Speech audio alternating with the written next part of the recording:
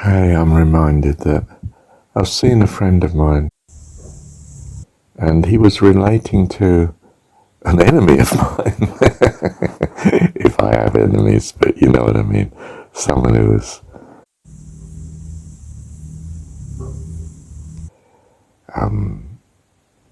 the biggest legalist I've ever come across. Frightening, dominating, young chap.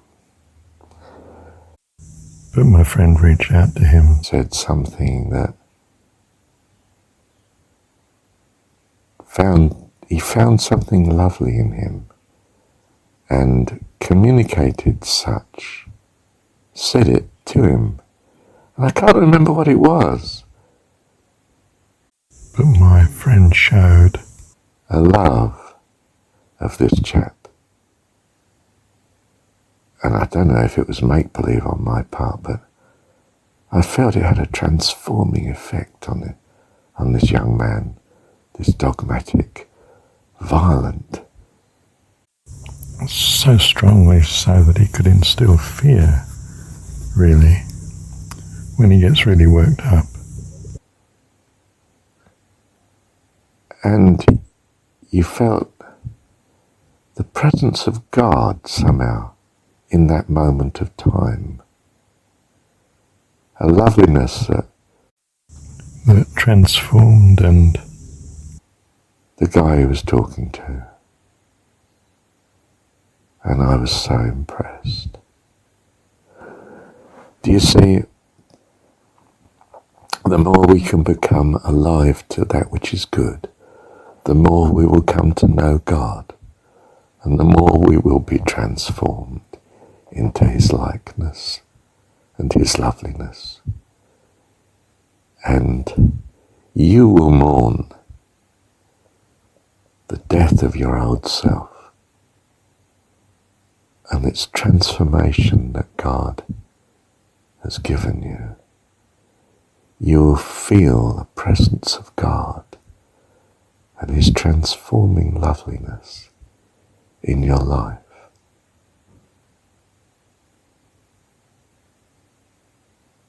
Wonderful, utter joy will be yours. That's what you need. That's why we need to love God as the first principle of all things. It's a need that we have. It's not a command. It's not an order. You can't order someone to love you. Nor can you just switch it on.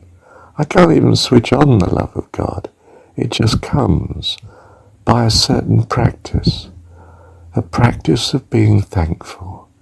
A practice of being alive and conscious to all that you see as good. Not what someone else sees as good, what you see as good. Perhaps in anything around you or in your life. And you practice being thankful. Well, I would say being thankful to God for it. And your understanding, your perception of God grows of itself. Your faith and hope and charity, your love, your kindness, your wisdom, your understanding, all grows of itself. If you pursue this practice of following the first principle, the first commandment of loving God, which is simply to value everything good in your life and to, in some sense, attribute it to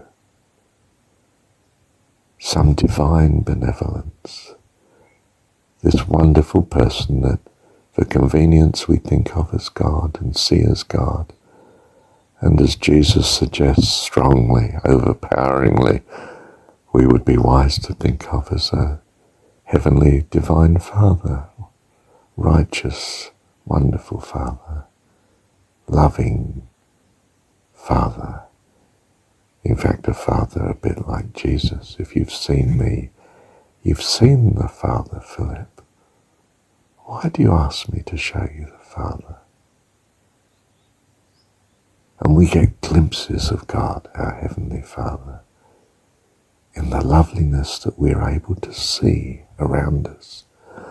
Don't focus on the faults in life, whether it's your faults or other people's or in the environment or whatever, or the way you think your life has panned out. Do not focus on the faults. But if you open your eyes much more widely, you will see the incredible flood of gift and goodness and charity and kindness and benevolence that's been shown to you, that's just not visible if you narrow in on what's wrong and the faults. I'm saying seek a path of incredible positiveness. Whatsoever's good and lovely, think on these things.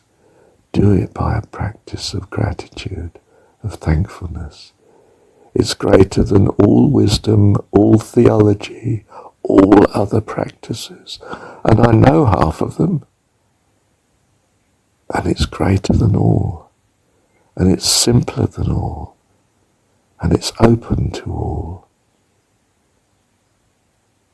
Do it.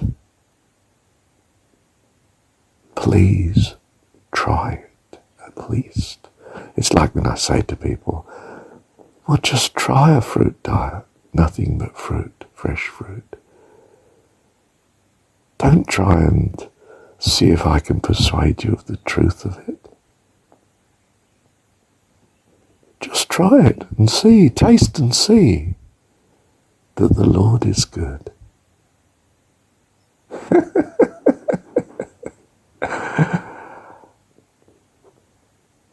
Right. Thank you, Heavenly Father. Hey, I want to talk for a moment about my would-have-been enemy. I've noticed lately he's so much milder. It's as if there's a peace within him and a loveliness on his face. I mean, it's absolutely lovely.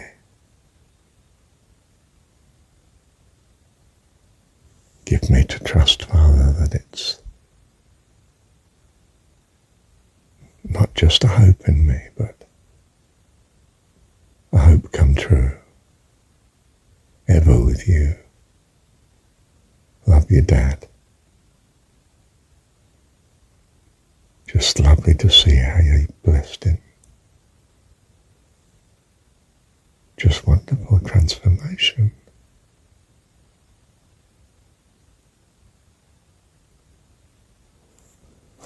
Pray that this loveliness be sealed, Lord, forever by your touch.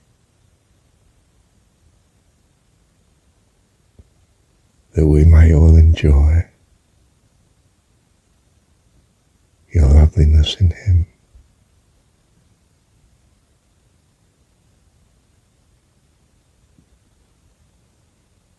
That's just wonderful, Father.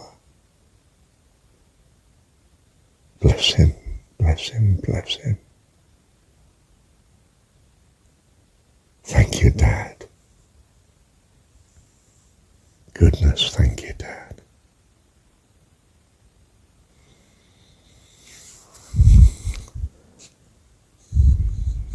Oh, may you be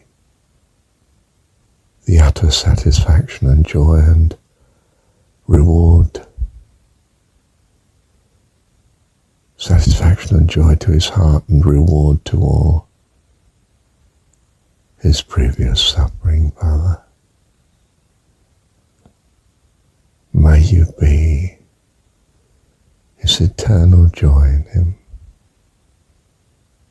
that he may flourish in life eternal, in the loveliness of you and all of us, Lord, your wonderful family. Love you, Dad. Thank you, Dad.